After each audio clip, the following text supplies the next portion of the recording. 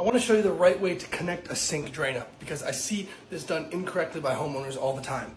I see a lot of homeowners and DIYers put nylon tape on these threads thinking that they're going to make it seal better when it's leaking. When in fact the threads are only there for the nut to pull against and apply pressure to the gasket, and this is what's actually making the seal. So to put this together correctly here, I'll slide the nut on first, then I'll slide the gasket in that direction. See, it's kind of a conical shape there, and it's facing the drain. So now I'll be able to slide this into the drain. And then when that nut gets tightened, it'll press this into the space between the pipe and the other pipe and create the seal. So if you're not getting a good seal, you could replace that gasket or replace the nuts or something else that might be worn out.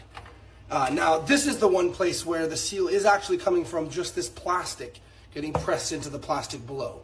These typically don't have any gasket in between. So I had to make sure that this nut was on there ahead of time, so now it's ready to be screwed onto there. These kits come with an extra washer that's smaller on the middle. You can use this one if you need to for an 1.25 inch tailpiece, which is what I have. Now I'm gonna need a tailpiece extension that will go between there and the drain, because in our case the drain location was just a little bit too low.